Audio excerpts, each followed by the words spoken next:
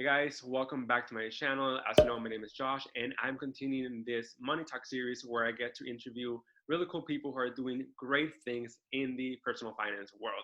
And all the way from Arizona, we have Scott here today. How are you, Scott? I'm great. How are you? Doing great. How's the weather over there? It's freezing. It's like 65 degrees today. Hey, I'm actually wearing a jacket and it's like 75 here. So I think I get you. I've got the long sleeves on. I feel like you can't warm this house up if you try right now. Yeah, no, see, But all of my friends and family on the East Coast are probably cringing right now because it's like 10 or 15 degrees out there. for sure. I live in Arizona now. I've been here for about 20 years now, so I feel like it's my home. I grew up in Pittsburgh, so I did grow up on the East Coast, but I've been in Arizona most of my adult life anyway. Okay. So you do know what winter is. You're just hiding away from Correct. it. I lived in Buffalo very shortly and I was like, this is not for me. Yeah. Tell me a little bit about your background. I really always try to start this with the money mindset that you had while you were growing up, because I feel like that's kind of like what shaped us into who we are today. So, how was money talked about when you were a kid? So yes, as far as money, whenever I was a kid, I grew up in a really nice household. I was blessed. My mom and stepdad had good jobs, so they put a really nice roof over our head. We lived in a nice neighborhood, but with that being said, I was also never spoiled. Even for the chores that I did around the house every Sunday, I was never given a dime for those. So my relationship with money is that I learned from a young age that I really enjoyed having nice things and having a nice roof over my head. But I also learned that if I want any of those things for myself, then I need to work for it. So I was big into skateboarding from the age of like 12 to 18 or so.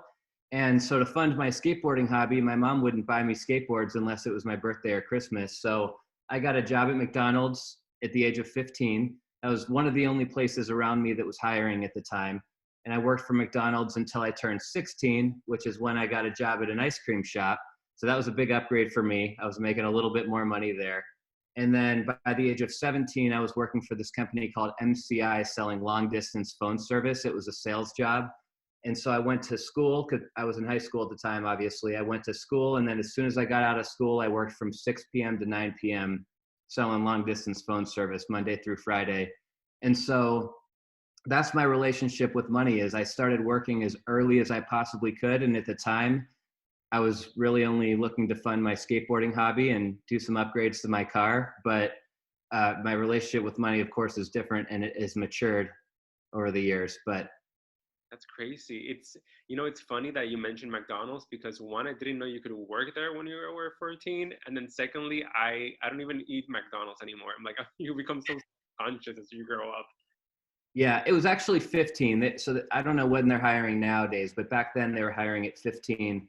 And yeah, I remember I would come home at the end of the day and my mom would still do my laundry. And she was always just so disgusted. My clothes just smelled like grease. And she was like, I can't believe you work there. I hope you don't put that food in your body. And I'm like, well, I do get one free meal per shift. So Did you go to college?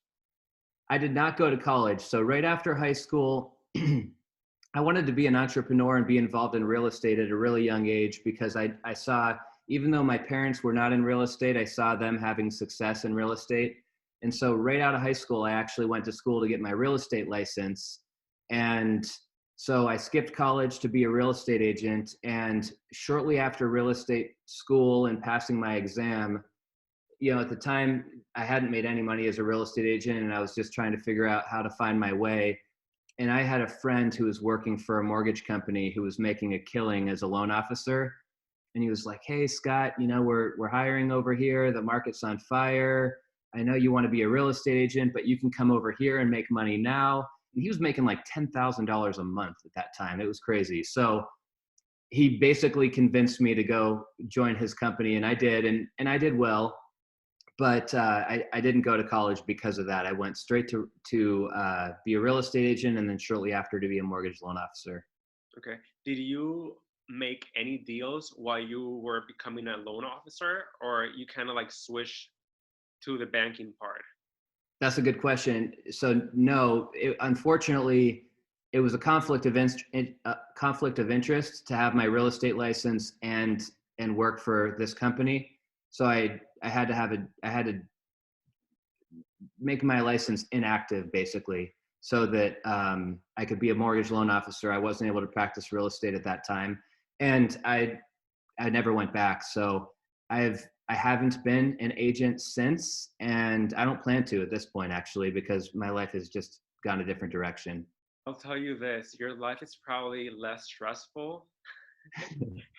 I always tell Yeah, people, because I'm a real estate agent, if you want to know the system, you should become a loan officer because you always need a good loan officer. Like half of the loan officers I know, they just don't even do their job really well. So if you're a really good loan officer, you're always going to have good income and people are just going to come to you.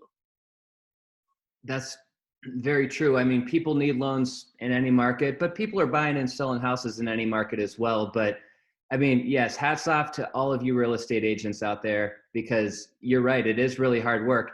And I feel like everyone has their niche and it's good to become laser focused on something and become an expert in something. And because I'm focused on so many other things right now, I just know that I don't have the mental bandwidth to also be a real estate agent. And I feel like it also could be a conflict of interest with some of the other things that I'm doing now with my business. So it doesn't make sense for me, but it makes sense for you, I'm sure. And for a lot of people, they make a great career out of it. There's a lot of money to be made as an agent. Yeah, absolutely. I just feel like you gotta find the niche that you're working with and know your market beforehand, anything else. And then For sure. everything's gonna follow. So are you a loan officer now? Like what is your day-to-day looking like? I'm not a loan officer anymore. So I do have a corporate job. I'm not going to get into those details about where I work, but I do work a corporate job from 8 to 5. And so that's my Monday through Friday, 8 to 5. I'm doing that job. And then I'm waking up early in the morning to work on my real estate business and my YouTube. So I've been investing in real estate for about 10 years now. And I started my YouTube channel about 7 or 8 months ago just to share my experiences investing in real estate with the world. And so my days are pretty busy, but I have the time for it at this point in my life. I don't have any kids. And I'm young enough to where I still have a lot of energy to dedicate to these things. And so I'm trying to just really grind over. I have been over the course of the past 10 years. I plan to continue over the course of the next 10 years, just buying and selling real estate, flipping houses, acquiring rentals.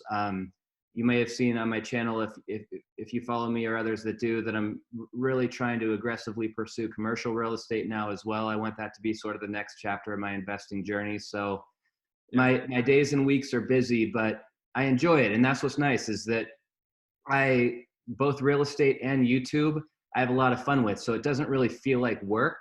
It just feels like I'm pursuing a passion or a hobby almost, even though I treat it much like a business. It feels more like a hobby. So let's go back a little bit. So you mentioned you invest in real estate. How do you invest in real estate? So I've done a little bit of everything. So I've done 2 or 3 house flips every year for the past 10 years. I've wholesaled a couple of deals. I've been in and out of one commercial deal. So that was a triple net lease, a medical condo unit that I bought and sold last year. What else? I've done a spec build. So that's ground up construction where you buy an old house, tear it down, build a new house in its place. So I've done a little bit of everything. And when I started my real estate business 10 years ago, that wasn't my plan. My plan was buy $300,000 houses, put 50,000 into them, sell them for 400,000, and that was it.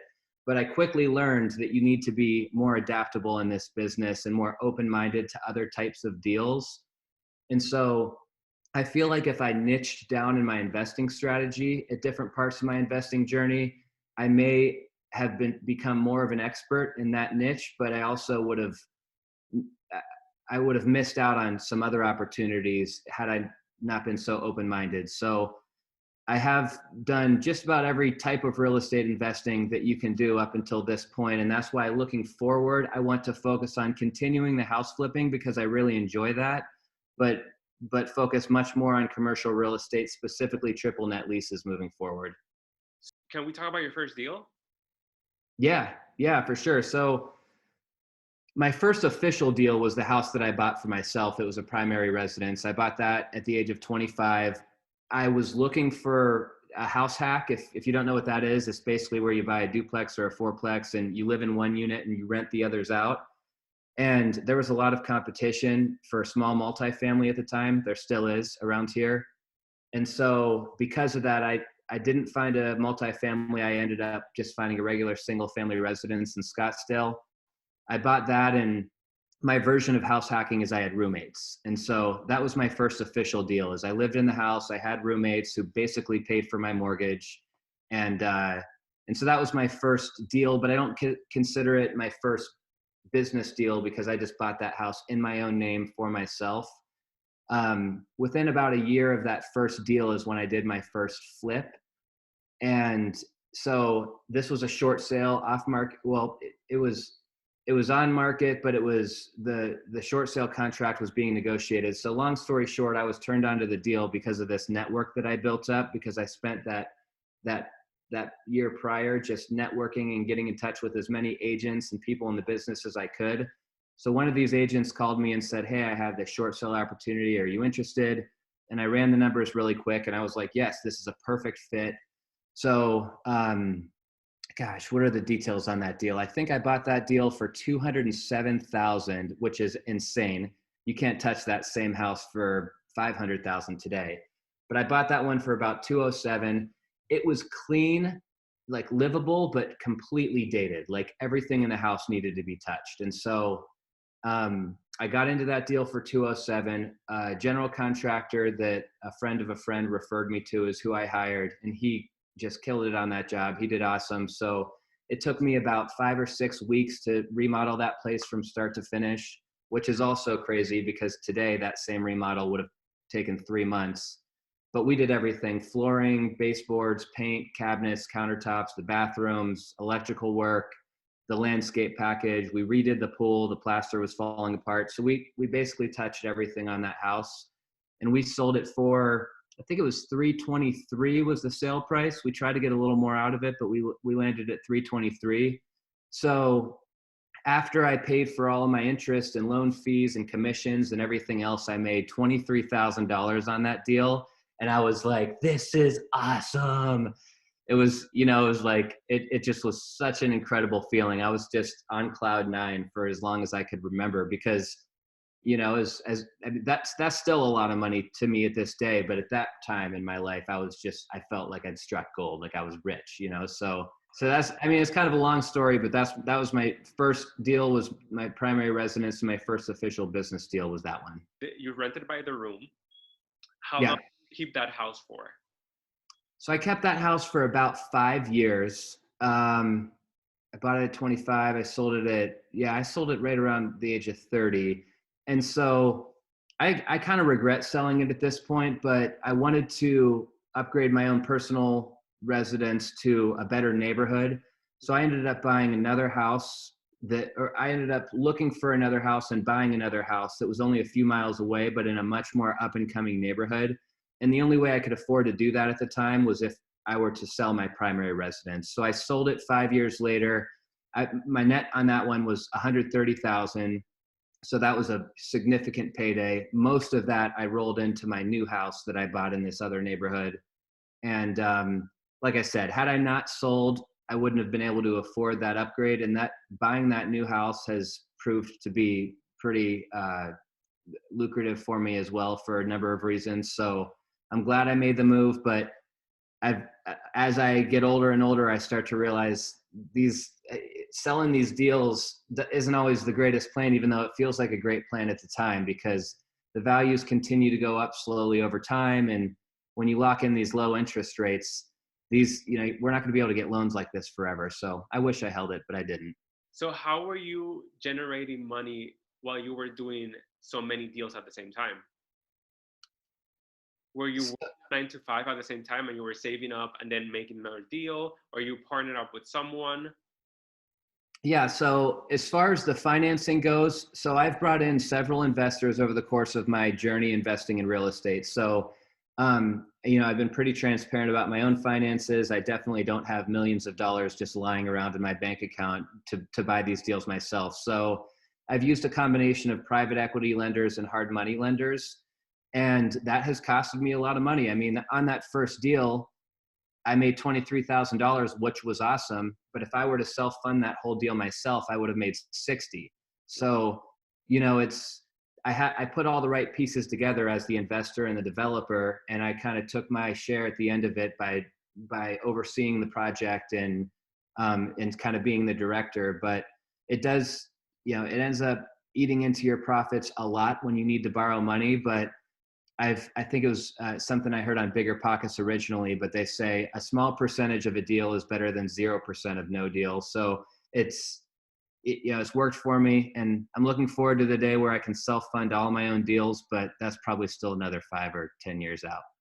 No, I get it. How many deals do you have right now? Are you working on right now? 0. So if you're a follower of my YouTube channel, you've seen that I sold, let's see, Fairmount, Apache. I sold 3 deals in the past 6 weeks.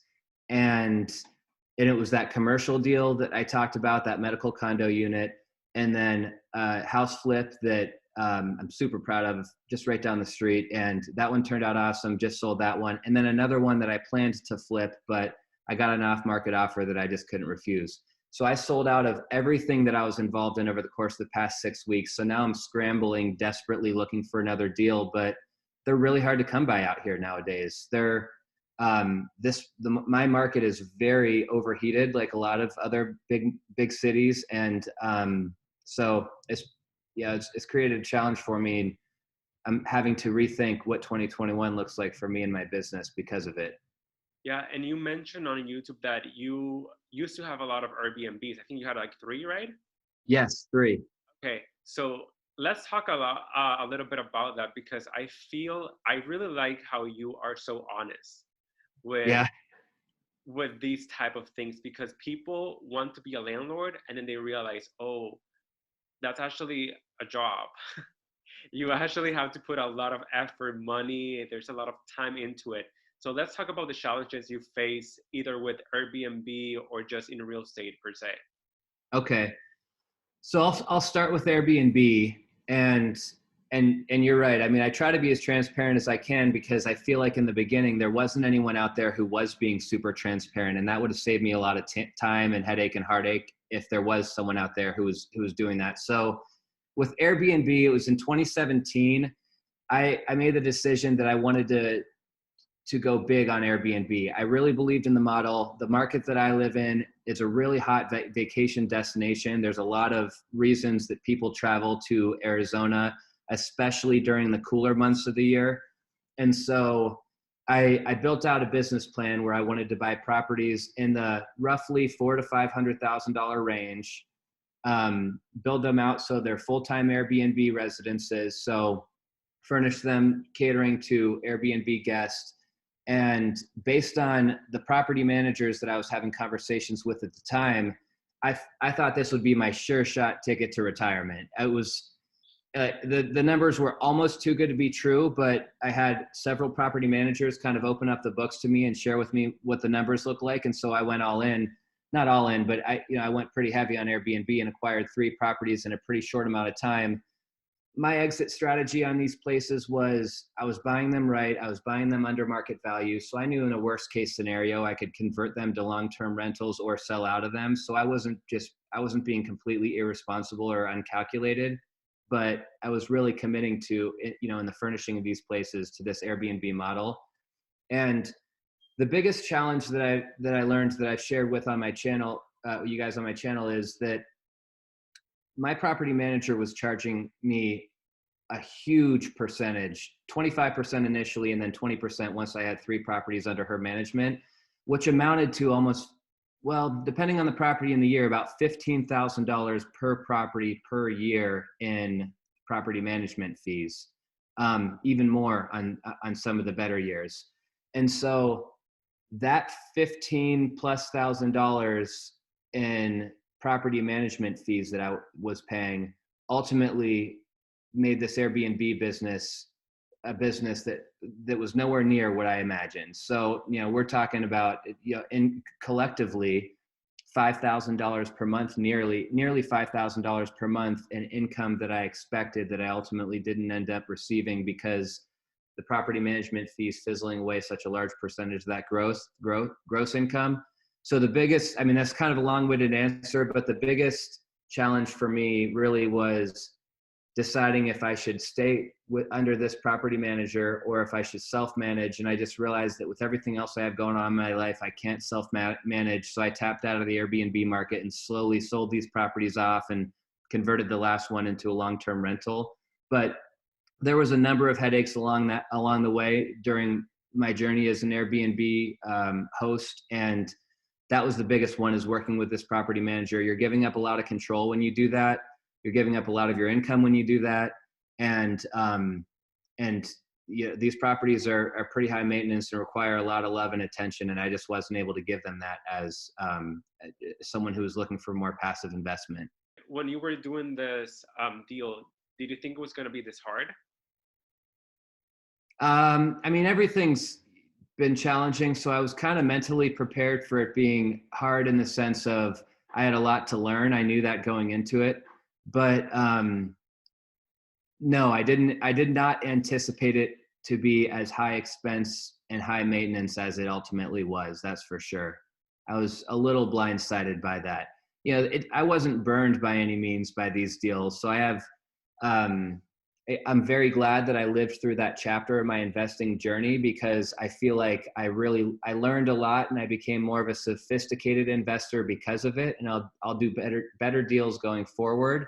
But yeah, that's kind of how I feel about it. I've never been an investor, but I've worked with investors, and even if you're buying your first property, you're learning. There's so many mistakes to be done that it's just gonna take time while you learn. Yeah. And the 20%, is that normal over there? Because it's pretty normal here, the 20% for property management. Yeah. It's 20 or 25% depending on who you hire. And so, like I said, her deal started at 25%, but once you have 3 properties under her management, then it drops to 20. So that was kind of a magic number for me, is getting to that third property so that I could save that additional 5% in property management fees. But yeah, that's was the standard and still is the standard to this day. You mentioned exit strategies. A lot of people don't even think about this type of stuff. Can we talk about what those were, and just like when did you actually learn to be thinking about this as an option?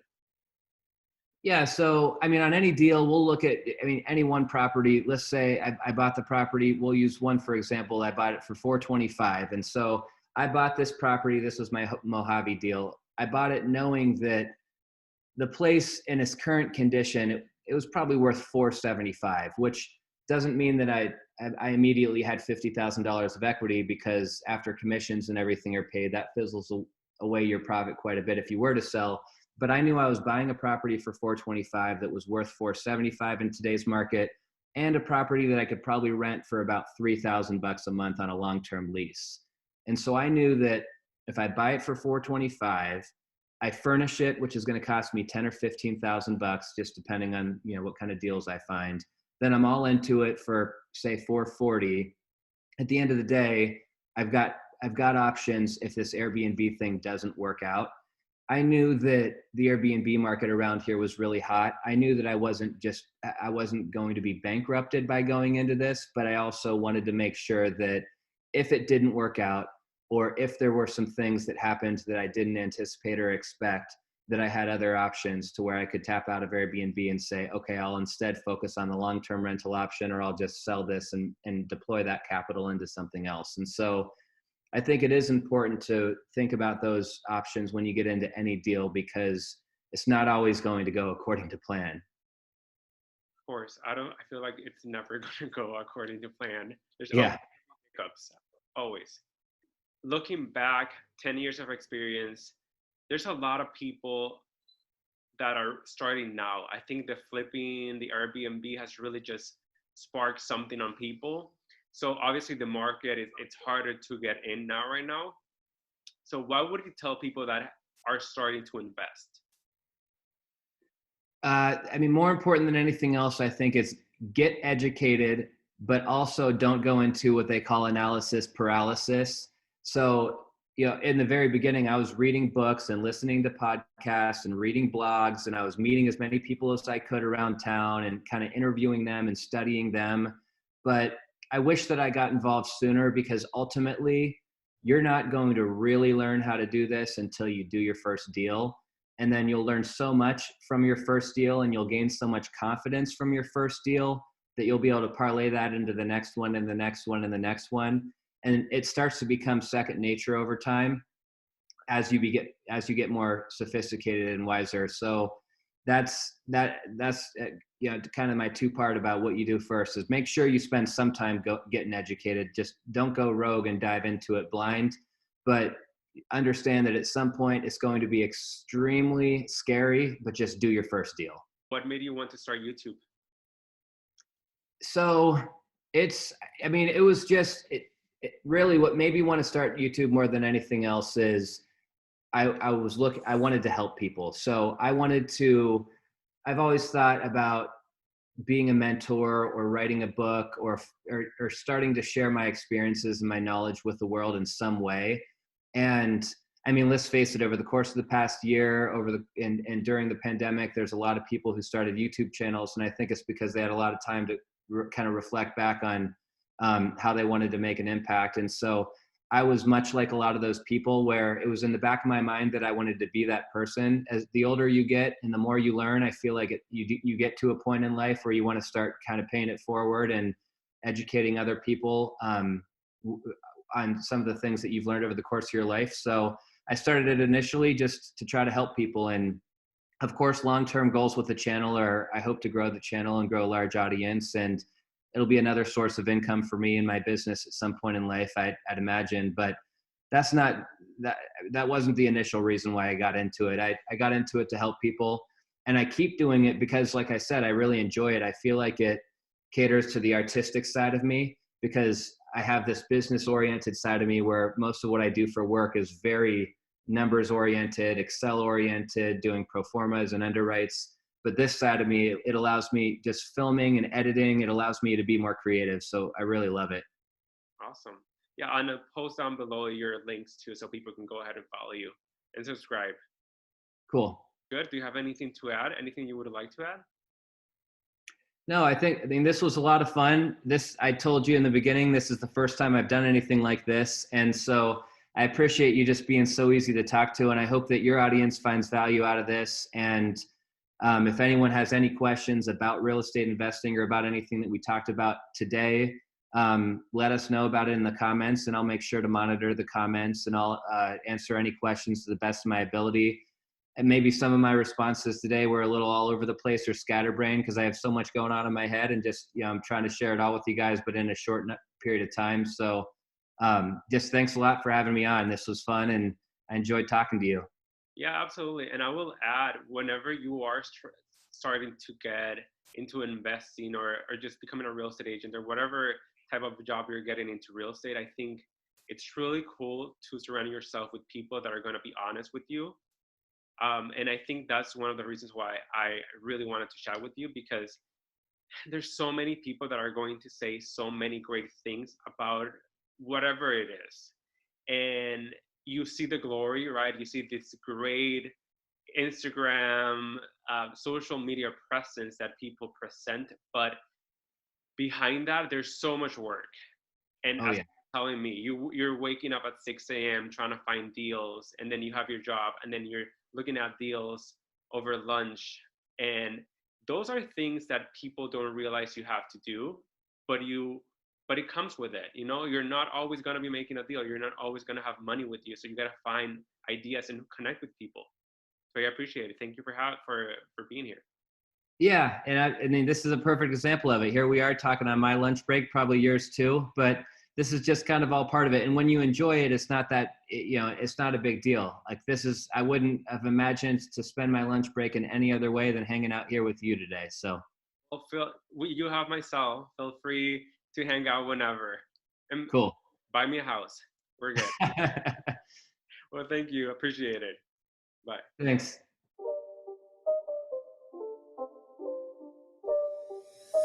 the game. It's a rich thing.